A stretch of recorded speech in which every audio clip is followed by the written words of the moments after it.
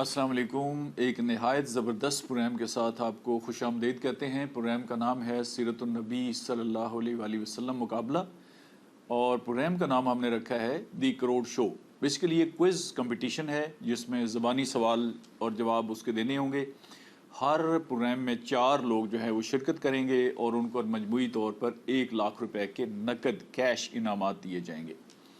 और इसके अलावा जो है तोहफे होंगे जो बाकी मुसलमानों से हम रिक्वेस्ट करेंगे कि वो तोहफ़े भी उनको भेजें, और ये 1 लाख हमारी तरफ से होगा। इसी तरह से ये करते करते करते हर प्रोग्राम में 1 लाख 1 लाख 1 लाख ये हम देंगे इंशाल्लाह। और ये जब इसमें से 50 उम्मीदवार हम निकालेंगे, वो ये भी हो सकता है कि एक प्रोग्राम में 2 लोग निकल आएँ, ये भी हो सकता है किसी में कोई ना निकले, लेकिन हमारी तवक्को ये है कि तकरीबन 3 महीने के अंदर इंशाल्लाह ये 50 लोग इसमें से, जिसे कहते हैं ना, नितर के ऊपर आ जाएंगे और उनको हम भेजेंगे सेकंड मरहले में।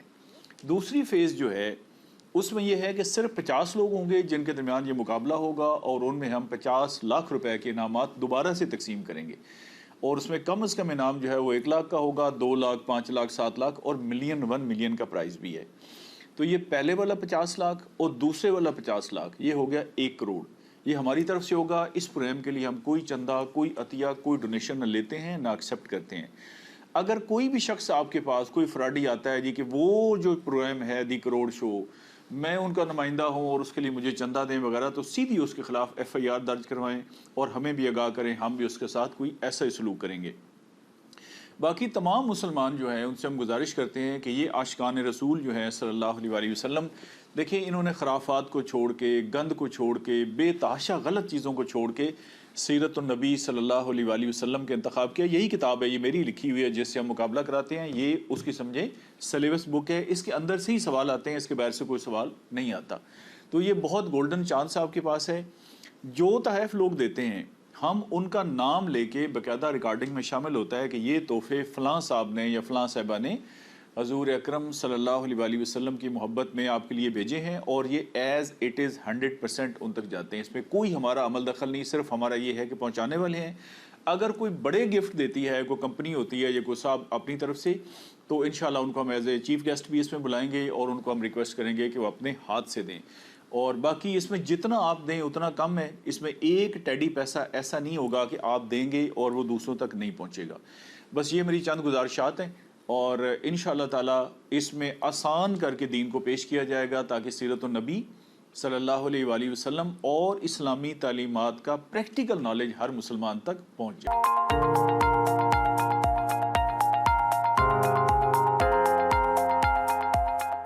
सवाल जी अब्दुल खालिक साहब से, आपका ताल्लुक़ सादकाबाद रहीम यार ख़ान से है, महकमा हेल्थ से आपका ताल्लुक़ है। सवाल है 1000 रुपये का, और सवाल ये है कि जन्नत में जो सबसे छोटे से छोटा महल होगा वो उन्हीं साहब का होगा ना जो मुसलमान होंगे अपने किस ज़माने में, और दोज़ख से आखिरी बंदा निकल के जन्नत में जाएगा, उसके बाद पक्के पक्के दरवाजे बंद। उस महल का साइज़ क्या होगा? हमारी दुनिया से 10 गुना बड़ा। हमारी ज़मीन से 10 गुना बड़ा। जवाब इनका दुरुस्त मानते हैं। काशिफ आज़म साहब हैं, आपका ताल्लुक़ चित्राल से है, आप कंप्यूटर साइंस के तालिब इल्म हैं, पेशावर यूनिवर्सिटी में पढ़ते हैं और आज पेशावर से आए हैं, तो आपको भी हम वेलकम करते हैं जी। आपसे पहला सवाल, जन्नत में मौसम कैसा होगा? जैसे पाकिस्तान में 4 मौसम है ना मेन, तो जन्नत में कैसा मौसम होगा? जन्नत में न सर्दी होगी और न गर्मी होगी, एक मोतदिल मौसम होगा। मोतदिल, बहार का मौसम होगा। Very good. दानिश अली साहब, कसूर से आपका ताल्लुक़ है, कोट राधा किशन से, आप भी स्टूडेंट हैं और BSc करना चाहते हैं। आपसे भी जन्नत का ही सवाल है। सवाल ये है कि जन्नत में पाखाना वगैरह का यानी बाथरूम का क्या सिस्टम होगा? वहाँ पर ये सिस्टम नहीं होगा। नहीं होगा। तो बिल्कुल जवाब आपका दुरुस्त है। खाने के बाद आपको कोई बाथरूम नहीं जाना, कोई इस गंदगी में हाथ नहीं मारने। तो अल्लाह ताला ने जन्नत में बड़ा बेहतरीन बंदोबस्त फरमाया हुआ है। वो ये है कि ये सिस्टम ख़त्म हो जाएगा। इंसान जो खाएगा उसके बाद हल्की सी डिकार लेगा, और डिकार में भी बदबू नहीं होगी। यहाँ हम डिकार मारते हैं तो आम तौर पे स्मेल आती है क्योंकि वो मैदे से आ जाती है। उस डिकार के अंदर भी खुशबू होगी। सिफारिश अली साहब, आपका ताल्लुक़ हारूनाबाद से, आप DVM के स्टूडेंट हैं, बावल नगर से। आपसे पहला सवाल 1000 रुपये का। آپ نے یہ بتانا ہے کہ جنت میں جنتی لوگ جو ہوں گے ان پر بڑھاپا کتنی عمر میں آئے گا؟ میں سوال ابھی مزید واضح کرتا ہوں. جیسے اس دنیا میں دیکھیں نا، مطلب بندہ 30 سال تک جوان ہوتا ہے، 40 سال تک مڈ ایج میں ہوتا ہے، 40 سال کے بعد وہ بوڑھا ہونا سٹارٹ ہو جاتا ہے. تو جنت میں کیا عمر ہوگی جب بڑھاپا شروع ہوگا؟ جنت میں ہمیشہ بندہ جوان ہی رہے گا، بڑھاپا آئے گا ہی. ماشاءاللہ، ویری گڈ، جواب درست ہے. پہلے تو اللہ تعالیٰ سب کو جوان کر دے گا، جتنے بھی جنتی ہوں گے، خواہ وہ ادھر بوڑھے تھے، بزرگ تھے، جو بھی تھے، اللہ تعالیٰ سب کو جوان کر دے گا اور وہ ہمیشہ ہمیشہ جوان رہیں گے. یہاں پر میں یہ بات کرنا چاہتا ہوں کہ دیکھیں نا، یہ جو اب تک ہم نے بات کی ہے یہ جنت کی ایک جھلک ہے، یہ پورا نقشہ نہیں ہے. دیکھیں یہاں ہم کیا چاہتے ہیں کہ ہمارے محلوں، مطلب ایک چھوٹا گھر تو کوئی بھی پسند نہیں کرتا نا، وہ تو مجبوری ہوتی ہے کہ پیسے نہیں ہوتے. تو اللہ تعالیٰ وہاں پہ تمام جنتیوں کو محل عطا فرمائیں گے جو سونے اور چاندی کی اینٹوں سے بنے ہوں گے اور خوشبودار ہوں گے وغیرہ. اور جو سب سے چھوٹا محل ہوگا، ظاہر ہے وہ سب سے گنہگار مسلمان ہوگا نا، وہ جو بھی ہوگا اس کے جتنے جتنے گناہ ہوں گے، جو مسلمان ہے کسی بھی دور کا، وہ اپنے گناہ کی سزا بھگت کے دوزخ سے جنت میں، پھر دوزخ سے جنت میں. آخری وہ بندہ ہوگا جس کو اس پوری دنیا، یہ جو ہماری زمین ہے، زمین سے 10 گنا بڑا اس کا محل اور گھر ہوگا.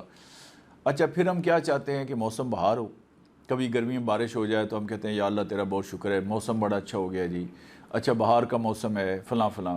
جنت میں ہمیشہ ہمیشہ بہار کا موسم رہے گا.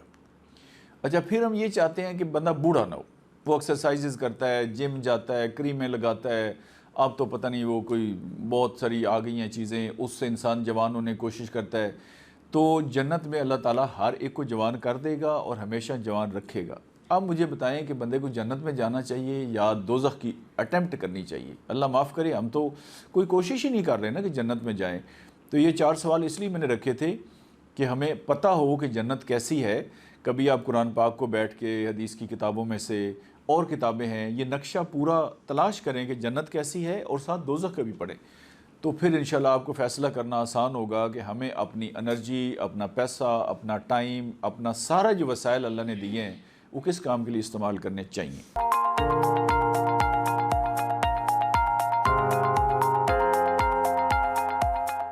عبدالخالق صاحب، آپ سے دوسرا سوال 2000 روپے کا. آپ یہ فرمائیں کہ کس وقت نماز پڑھنے سے منع کیا گیا ہے، یعنی وہ کتنے اوقات بنتے ہیں اور اس کو کیا کہتے ہیں؟ 3 اوقات ہیں. ایک یعنی جب سورج صبح نکلتا ہے اس کے بعد یعنی کہ 15-20 منٹ کا ہے، اس کے بعد ہم نہیں پڑھ سکتے. اور دن کا درمیانی حصہ، اور جب مغرب کی نماز ہوتی اس سے پہلے اذان دی جاتی ہے نا، اس سے پہلے کا جو غروب آفتاب کا وقت ہوتا ہے اس سے 15-20 منٹ ہے، یعنی کہ ہم نہیں کر سکتے. آپ کا جواب درست ہے جی. یہ زوال کے، اسے زوال کا وقت کہتے ہیں، اس وقت نماز پڑھنے سے منع کیا گیا ہے. یہ 3 وقت بنتے ہیں. ایک سن رائز، جب سورج چڑھتا ہے، ظہر چڑھنے کے بعد، اور ایک ہے سن سیٹ، تو سن سیٹ کے فوراً بعد تو ہم نماز پڑھتے ہیں، اس سے پہلے. اور ایک ہے mid of the day. Mid of the day کا مطلب 12 بجے نہیں ہے. دیکھیں نا، دن چھوٹے بڑے ہوتے ہیں، سردیوں میں دن چھوٹے ہوتے ہیں، گرمیوں میں بڑے ہوتے ہیں. تو آپ نے اس کا سن رائز جب سورج نکلتا ہے اور جب غروب ہوتا ہے اس کے ٹائم کر کے، اس کو 2 سے تقسیم کر کے، یہ کیلنڈر بھی مل جاتے ہیں اور آپ گوگل سے آسانی سے کر سکتے ہیں، تو وہ ہے مڈ ڈے. 3 اوقات میں نماز پڑھنا جو ہے وہ منع کیا گیا ہے. اچھا کچھ جگہوں پہ ہمارے لکھا جاتا ہے کہ یہ رات کے 12 بجے بھی، وہ بھی زوال کا ٹائم لوگ کہتے ہیں، وہ غلط ہے. رات کو کوئی زوال کا ٹائم نہیں ہے، یہ دن کے 3 اوقات ہیں اور اس کا دورانیہ ہے کم از کم 20 منٹ. 15 منٹ نہیں ہے، 20 منٹ ہے. 20 منٹ مطلب سورج جب طلوع ہو، اب تو دیکھیں نا ایگزیکٹ وہ بتا دیتا ہے 5 بج کے اتنے منٹ پہ، 6 بج کے اتنے منٹ پہ، گوگل سے آپ نکال لیں. اس کے 20 منٹ تک آپ نے کوئی سجدے والی نماز نہیں پڑھنی. اس طرح جو درمیان والا میں نے بتایا مڈ ڈے، دوپہر کا مطلب 12 بجے نہیں ہے. پھر میں دہرا دیتا ہوں، آپ نے ہر روز دن کا حساب کر کے اس کا درمیان جب آئے گا وہاں سے 20 منٹ سٹارٹ ہوں گے، اور پھر سورج غروب ہونے سے پہلے. جی کاشف اعظم تیار ہیں دوسرے سوال کے لیے؟ یہ جو بت ہم نے پڑھے ہیں اس میں لات منات بڑے مشہور بت ہیں. لات جو بت ہے، لات کا جو لفظی مطلب ہے وہ کیا بنتا ہے، معنی کیا؟ آپ اس کے جواب نہیں دے سکے. اس کا معنی ہے ستو گھولنے والا، کیونکہ یہ مشہور بت ہیں. ویسے تو ہزاروں کی تعداد میں تھے نا، ہر قبیلے کا اپنا بت ہوتا تھا، ہر شہر کا اپنا بت ہوتا تھا. تو یہ لات منات کیونکہ بہت مشہور ہے. دانش علی صاحب آپ سے سوال. حضور اکرم صلی اللہ علیہ وآلہ وسلم کے ایک بیٹے کا نام حضرت عبداللہ رضی اللہ تعالیٰ عنہ تھا. حضرت عبداللہ کے 2 لقب ہیں جو اس کتاب میں دیے گئے، آپ نے وہ 2 لقب بتانے ہیں. حضرت عبداللہ کے 2 لقب تھے طاہر اور طیب. سفارش علی صاحب آپ سے سوال ہے. حضور اکرم صلی اللہ علیہ وآلہ وسلم کے ایک بیٹے تھے حضرت ابراہیم رضی اللہ تعالیٰ عنہ، ان کی والدہ کا نام کیا تھا؟ حضرت ماریہ قبطیہ رضی اللہ تعالی عنہا. حضرت ماریہ قبطیہ رضی اللہ تعالیٰ عنہا، جواب آپ کا درست ہے. ان کا نام تھا ماریہ. انہوں نے مصر سے جب انہوں نے بھیجا بادشاہ نے حضور صلی اللہ علیہ وسلم کے لیے، تو انہوں نے راستے میں اسلام قبول کر لیا، تو وہ ہو گئی حضرت ماریہ. جب ان کا نکاح ہو گیا حضور اکرم صلی اللہ علیہ وآلہ وسلم کے ساتھ، تو ہماری وہ ماں بن گئیں اور ان کا نام ہو گیا حضرت ماریہ رضی اللہ تعالیٰ. اچھا، ان کو قبطیہ اس لیے کہتے ہیں کہ مصر سے ان کا تعلق تھا، اور قبطی وہاں کا ایک مشہور قبیلہ ہے، تو اس قبطی سے قبطیہ. جواب آپ کا درست ہے.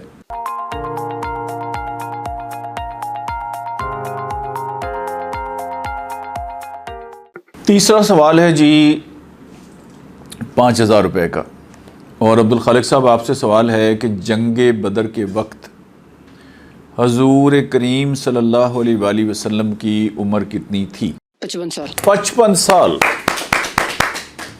کاشف اعظم چترال تیسرا سوال 5000 روپے کا. جنگ بدر کے وقت حضرت ابو بکر صدیق رضی اللہ تعالیٰ عنہ کی عمر کتنی تھی؟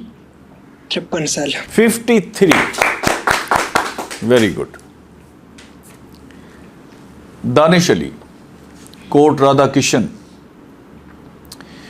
آپ سے سوال ہے 5000 روپے کا کہ غزوہ بدر میں حضرت عثمان غنی رضی اللہ تعالیٰ عنہ شریک نہیں ہو سکے، اس کی وجہ کیا تھی؟ ان کی بیوی بیمار تھی سر. ان کی بیوی کا نام؟ ان کی بیوی کا نام حضرت رقیہ. حضرت رقیہ رضی اللہ تعالیٰ عنہ، آپ کا جواب درست ہے. حضرت رقیہ رضی اللہ تعالیٰ عنہ حضور اکرم صلی اللہ علیہ وآلہ وسلم کی بیٹی ہیں، اور وہ بہت بیمار تھیں. اور آپ اس سے اندازہ کر لیں نا کہ میاں بیوی کا رشتہ کیا ہے. یہ ہماری جتنی فیملی میں لڑائیاں پڑی ہوتی ہیں وہ سب اس سیرت النبی صلی اللہ علیہ وآلہ وسلم سے دوری کا نتیجہ ہے. دیکھیں نا، یہاں پہ ہمیں یہ سبق ملتا ہے کہ حضرت عثمان غنی بہت امیر تھے رضی اللہ تعالیٰ عنہ. ان کے پاس نوکر، نوکرانیاں، لونڈیاں، غلام، کوئی کمی نہیں تھی. جتنا آپ کہیں اتنا ان کے پاس اویلیبل تھے.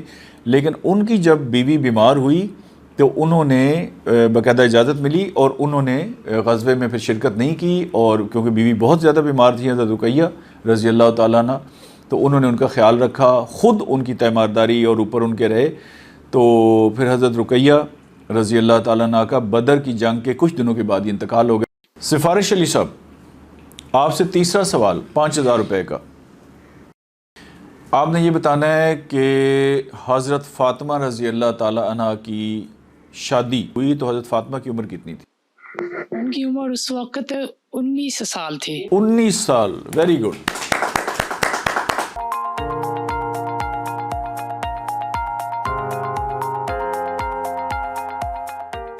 چوتھا سوال 7000 روپے کا. سوال ہے جناب عبدالخالق صاحب سے، صادق آباد رحیم یار خان. آپ نے یہ بتانا ہے کہ غزوہ احد میں کفار کے لشکر کی تعداد کیا تھی اور ان کے پاس کتنے اونٹ تھے؟ ان کی 3000 ان کی تعداد تھی، 3000 ان کے پاس اونٹ تھے. ایکسیلنٹ. اچھا، یہ انہوں نے کتنا خوبصورت جواب دیا ہے. دیکھیں نا، یہ اگر آپ سنکرونائز کرتے ہیں نا کچھ چیزیں، جیسے 3000 ٹھیک ہے، تو آپ کو آسانی سے یاد ہو جاتی ہیں. تو بہت اچھا آپ نے جواب دیا ہے. کاشف اعظم صاحب چوتھا سوال 7000 روپے کا. غزوہ احد میں مسلمانوں کے لشکر کی تعداد کیا تھی اور ان کے پاس کتنے گھوڑے تھے؟ اچھا، یہ میں تھوڑی سی وضاحت کر دیتا ہوں. لشکر کی تعداد بتانی ہے منافقین کے جانے کے بعد، جن لوگوں نے ایکچوئل لڑائی کی مسلمانوں کی طرف سے، وہ کتنے تھے اور ان کے پاس گھوڑے کتنے تھے؟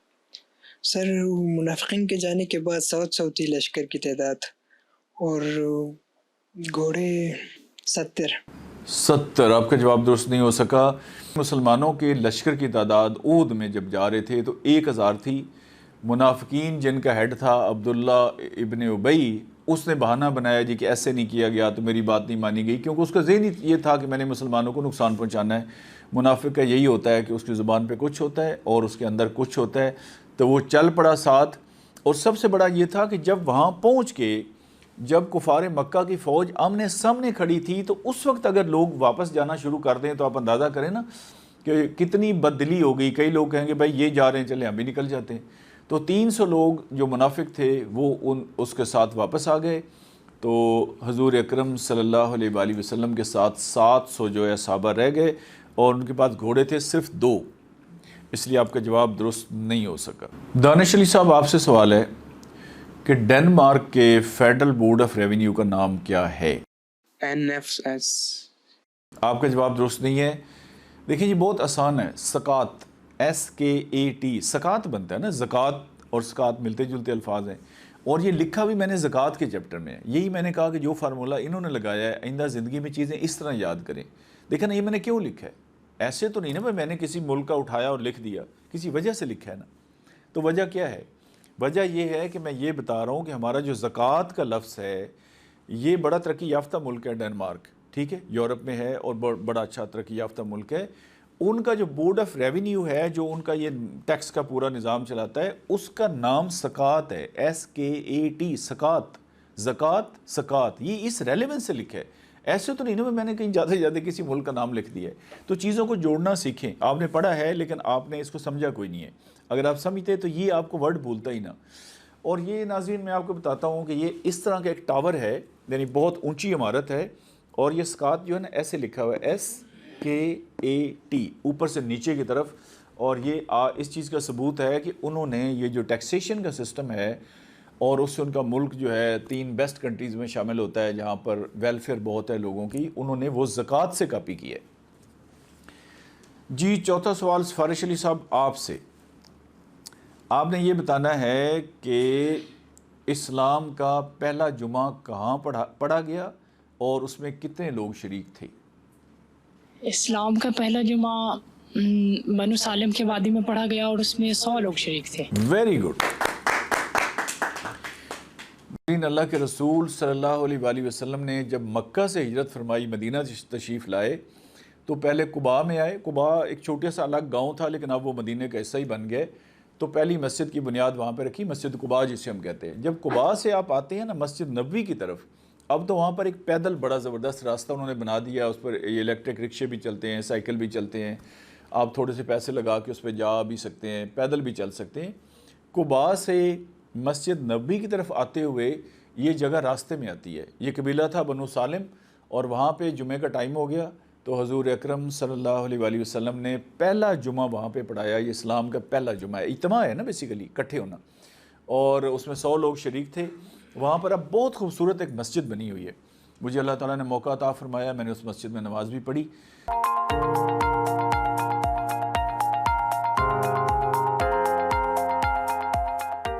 تو جواب آپ کا بالکل درست ہے۔ جی پانچواں اور آخری سوال عبدالخالق صاحب، آپ نے میرے خیال میں مریضوں کی بہت آپ خدمت کرتے ہیں، آپ کے پیچھے دعائیں بہت ہیں، ابھی تک آپ کے چاروں جواب درست ہیں، چاروں سوال آپ نے ٹھیک جواب دیے ہیں۔ آپ سے سوال یہ ہے، میں ایک آیت کا ترجمہ پڑھوں گا، آپ نے بتانا ہے کہ یہ کس سورت کی کون سی آیت ہے۔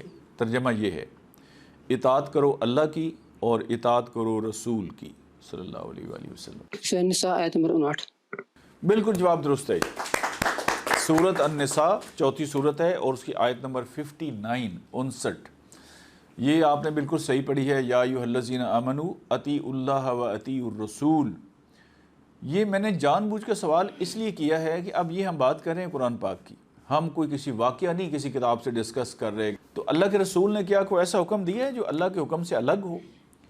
اللہ کے رسول نے صلی اللہ علیہ وآلہ وسلم نے وہی حکم آگے دیا نا جو اللہ نے دی ہے، تو اللہ نے کیوں یہ 2 الفاظ الگ الگ کہے، اطاعت کرو اللہ کی اور اطاعت کرو اللہ کے رسول کی؟ بلکہ آگے تو اتباع کا حکم دیا گیا نا، فاتبعونی یحببکم اللہ، کہ اطاعت صرف کرنی نہیں ہے رسول کی، اطاعت ہے ماننا۔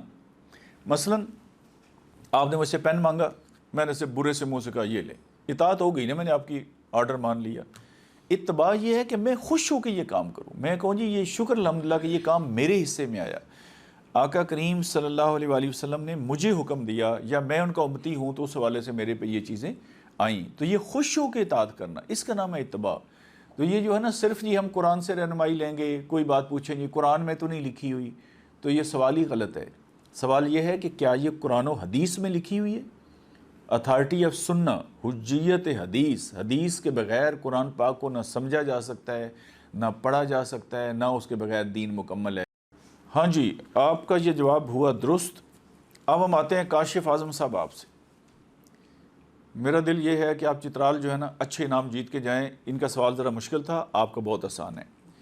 حضور صلی اللہ علیہ وآلہ وسلم کے وصال کے بعد آپ کی قبر مبارک کس صحابی نے کھودی؟ 1 منٹ کا ٹائم ہے، کوئی جلد بازی نہیں کرنی، جب کنفرم ہو مجھے بتا دیں. حضرت علی. نہیں، آپ کا جواب درست نہیں ہے، یہ تھے حضرت ابو طلحہ رضی اللہ تعالی عنہ. رانا شریف صاحب آپ سے بھی آسان سوال ہے. حضور اکرم صلی اللہ علیہ وآلہ وسلم خطبہ دے رہے تھے مسجد نبوی میں. ایک صحابی آتے ہیں، ان کا ایک پاؤں دروازے کے اندر ہوتا ہے، ایک پاؤں ان کا باہر ہوتا ہے. تو اللہ کے رسول حضور اکرم صلی اللہ علیہ وآلہ وسلم فرماتے ہیں کہ مومنو بیٹھ جاؤ، اور وہ صحابی وہیں پہ بیٹھ جاتے ہیں.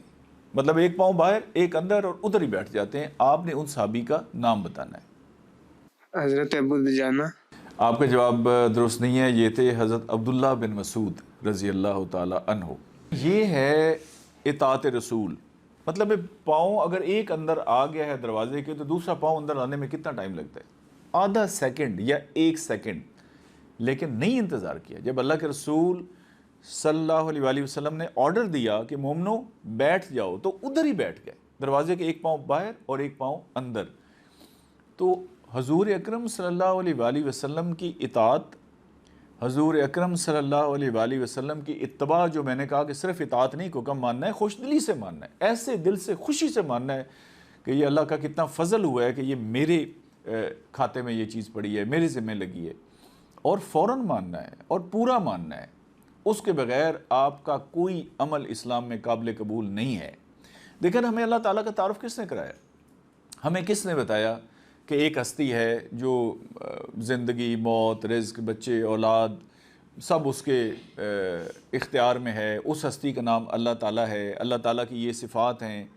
اور اگلے جہان جب ہم مریں گے تو پھر ہم قبر میں جائیں گے، اور قبر کے بعد ہمیں دوبارہ زندہ کیا جائے گا، اور ہمارا حساب ہوگا، اور جنت و دوزخ. یہ باتیں ہمیں کس نے بتائیں؟ یہ باتیں ہمیں اللہ کے رسول صلی اللہ علیہ وآلہ وسلم نے بتائیں. تو جو بدبخت زمانہ، اور خاص طور پہ میں ان مسلمانوں کی کہہ رہا ہوں، پتہ نہیں ان کو مسلمان کہنا بھی چاہیے کہ نہیں کہنا چاہیے، جو حضور اکرم صلی اللہ علیہ وآلہ وسلم کو دین سے نکالنا چاہتے ہیں کہ جی ان کا کام تھا کہ وہ جیسے ایک ہوتا ہے قرآن پاک ہم تک پہنچایا اور ختم ہو گیا. یہ آتے ہمیشہ کے لیے ہیں. وَأَطِیعُوا اللَّهَ وَأَطِیعُوا الرَّسُولَ. اسی طرح سے یہ جو میں آپ کو باتیں بتا رہا ہوں، صحابہ کرام کی اتنی عقیدت اور محبت تھی حضور اکرم صلی اللہ علیہ وآلہ وسلم کے ساتھ. آپ ان کی سیرتیں پڑھیں، آپ حیران ہو جائیں. اور اپنا ایمان جب ہم چیک کرتے ہیں تو ہم تو ان کا اشر اشیر بھی نہیں ہیں، لیکن کم از کم ہم اس بات کو مانتے ضرور ہیں کہ حضور اکرم صلی اللہ علیہ وآلہ وسلم سے محبت اور عشق جب تک نہیں ہوتا بندہ مسلمان نہیں ہو سکتا. Simple is that. جنت تو دور کی بات ہے نا، اس کا وہ راندہ درگاہ ہے. اس پہ کوشش ہم کریں کہ ہم حضور اکرم صلی اللہ علیہ وآلہ وسلم کی سنتوں پہ عمل کریں. اب آقا کریم صلی اللہ علیہ وسلم تو ہمارے سامنے نہیں ہیں، وہ خوش قسمت ہوئے تھیں. اگر ہم اتنے خوش قسمت ہوتے تو 1460 سال پہلے ہم پیدا ہوتے اور ہم بھی ان کی زیارتیں کرتے. وہ پاسیبل نہیں ہے اب ہمارے لیے. تو یہ تو ممکن ہے نا کہ آقا کریم صلی اللہ علیہ وآلہ وسلم کی ہر بات ہمیں پتہ ہو. آپ پانی کیسے پیتے تھے، کھاتے کیسے تھے، بیٹھتے کیسے تھے، سلام کیسے لیتے تھے، اگر آپ نے دروازے سے باہر جانا ہے، واش روم میں جانا ہے، نکلنا ہے، جوتا پہننا ہے، اس کی کیا سنتیں ہیں. تو سنتوں پہ عمل کرنا شروع کریں گے تو انشاءاللہ تعالیٰ ادھر سے سرا پکڑنا آسان ہے. تو اس لیے ہم یہ میسیج دے رہے ہیں سب کو. آخری سوال سفارش علی صاحب آپ سے، اور سوال جان کے میں آسان کر رہا ہوں. آپ نے تیاری اچھی کی ہے، ہماری خواہش ہے کہ آپ انعام جیت کے جائیں. میرے پاس ویسے مشکل سوال بھی ہیں، اگر وہ میں کروں تو آپ کو کسی کو نہیں آئیں گے، تو وہ ہم نہیں کر رہے. ہم آپ کو انکریج کرنا چاہتے ہیں کہ آپ یہ کریں. اور خدا نہ خواستہ اس میں اگر آپ کا نہیں بھی ہوتا، انعام تو خیر سب نے اس میں جیتے، تو اگلا دوبارہ مقابلہ یہ ہونا ہے. جیسے یہ ختم ہوگا نیا سٹارٹ ہو جائے گا. تو اب اس پیٹرن پہ تیاری کریں. آپ سے سوال یہ ہے سفارش علی صاحب، ہارون آباد، کوئی شخص زیادہ سے زیادہ کتنی مدت تک مہمان تصور ہوگا اور اس مدت کے بعد جو اس پہ خرچ کیا جائے گا اس کو کیا کہیں گے؟ اب جو مہمان ہوگا وہ 3 دن 3 راتوں تک مہمان رہ سکتا ہے، مہمان ہوگا تصور ہوگا، ٹھیک ہے جی۔ اور 3 راتوں سے زیادہ ہو جائے تو یا 3 دن سے، تو پھر جو اس پہ پیسے خرچ ہوگا وہ کیا ہوگا؟ وہ صدقہ ہوگا۔ صدقہ ہوگا، ویری گڈ، جواب درست ہے۔ یہ سوال کمپیریٹیولی آسان تھا، لیکن میں نے اس لیے پوچھا کہ یہ بات آپ تک پہنچے۔ دیکھیں نا، یہ حدیث پاک کے مطابق اگر آپ کہیں جاتے ہیں تو 3 دن اور 3 راتیں زیادہ سے زیادہ آپ مہمان تصور ہوتے ہیں۔ یہ جو ہے نا وہاں جا کے ڈیرے ڈال لینا، خاص طور پہ جو لوگ راولپنڈی اسلام آباد میں رہتے ہیں، ان کے جتنے جاننے والے ہوتے ہیں پورے پاکستان سے، وہ وہاں پہ آتے ہیں، پھر مری نکل جاتے ہیں، وہاں پہ سیر کرتے ہیں، شام کو پھر آ جاتے ہیں۔ یا یہ ہے کہ کسی نے جاب کرنی ہے، انٹرویو دینا ہے، تو دیکھیں نا ایک بندے نے کوئی گھر آپ کے لیے تو نہیں بنایا نا، اس کی فیملی ہے، اس کے بچے ہیں، وہ اس میں رہ رہا ہے، تو مہمان آنے سے ظاہر تنگی ہوتی ہے۔ تو ٹھیک ہے، مہمان اللہ کی رحمت ہے، لیکن اس رحمت کو بھی احساس کرنا چاہیے کہ میں اگلے کے لیے زحمت تو نہیں بن رہا۔ تو اسلام، میں نے کہا، کتنا خوبصورت مذہب ہے۔ اب اگر مجھے یہ پتہ ہو کہ سنت رسول کیا ہے، کہ میں جاتا ہوں سفارش علی صاحب کے پاس ہارون آباد، تو مجھے پتہ ہو کہ میں نے 3 دن سے زیادہ یہاں پہ نہیں رہنا۔ اگر میرا لمبا کام ہے تو میں کوئی ہوٹل میں سٹے کر لوں، کوئی اور بندوبست کر لوں، اور اگر وہ آخری پھر پڑا ہی رہتا ہے وہاں پہ، جو کہ میں نے کہا کہ بالکل جائز نہیں ہے، تو پھر اس پہ جو میزبان خرچہ کرے گا وہ صدقہ ہوگا۔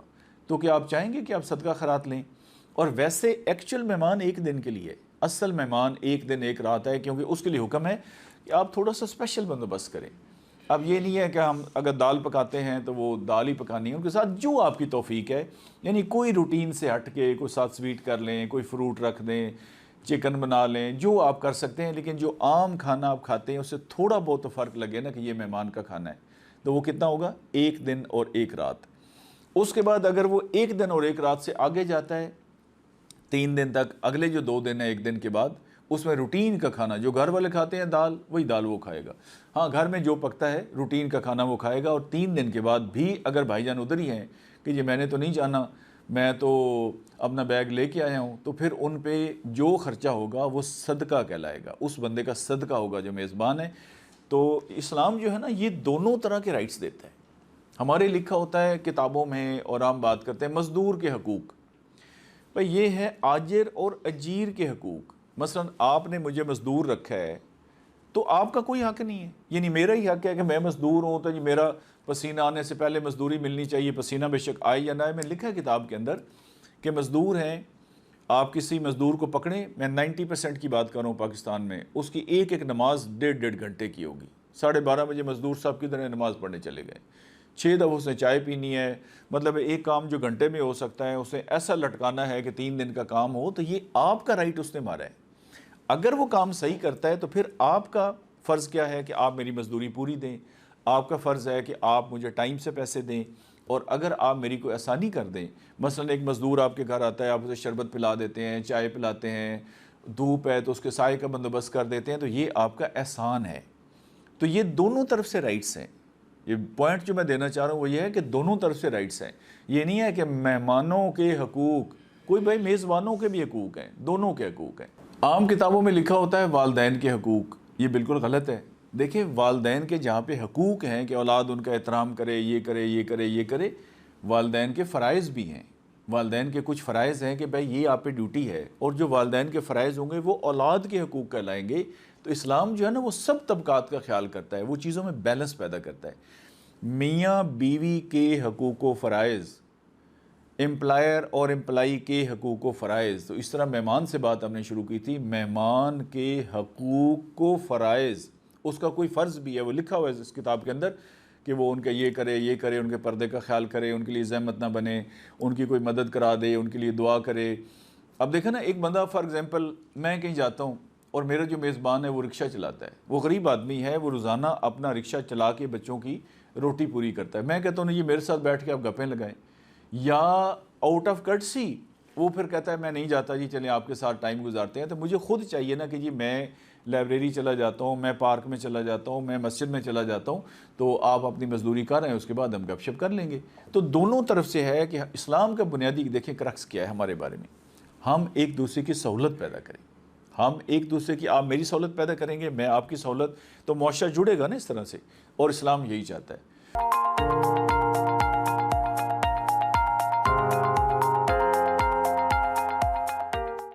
جی اب آتے ہیں نتائج کی طرف۔ ہمارے 4 کنٹیسٹنٹ تھے آج کے اس پروگرام میں۔ پہلے صاحب تھے عبدالخالق صاحب، انہوں نے ماشاءاللہ سارے سوالوں کے صحیح جواب دیے ہیں اور پورے 25,000 کا انعام جیتا ہے۔ ان کے لیے بھرپور تالیاں۔ آپ خود بھی بجا سکتے ہیں صحیح والی تالی۔ Very good. ہمارے دوسرے مہمان تھے کاشف اعظم، آپ کا تعلق چترال سے۔ آپ نے 2 سوالوں کے جواب صحیح دیے ہیں، انعام تو ان کا 6,000 روپے کیش پرائز ہے، لیکن یہ لک کی بات ہوتی ہے، اگر ان کے آخری 2 سوال ٹھیک ہوتے تو یہ 17,000 جیت جاتے۔ تو مطلب 40% انہوں نے بھی صحیح جواب دیے ہیں، ان کے لیے بہت ساری کلیپنگ۔ ہمارے تیسرے مہمان ہیں دانش علی قصور سے، کوٹ رادھا کرشن۔ آپ کے بھی 2 سوال شروع والے ٹھیک ہیں اور 6,000 روپے کا کیش پرائز۔ سفارش علی صاحب ہرون آباد بہاول نگر سے، آپ ڈی وی ایم کے اسٹوڈنٹ ہیں، بہت اچھی ماشاءاللہ آپ نے تیاری کی اور آپ کے سارے سوالوں کے سارے جواب درست ہیں۔ 25,000 روپے کا کیش پرائز۔ اچھا، یہ کیش پرائز تو آپ کو ہماری طرف سے ہوتا ہے، اور باقی جو مسلمان ہیں ان سے ہم گزارش کرتے ہیں کہ آپ کے لیے وہ تحائف بھیجیں۔ تو آج کے جو گفٹس آپ کے لیے ہیں وہ جس صاحب نے بھیجے ہیں ان کا نام ہے چودھری مشتاق وڑائش صاحب۔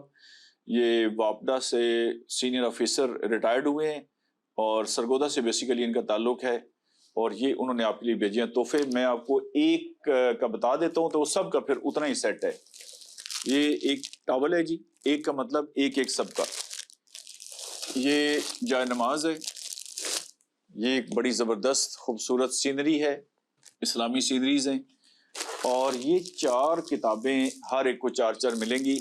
یہ کتاب بیسیکلی ہے سیرت محمد صلی اللہ علیہ وآلہ وسلم اور ہماری کردار سازی۔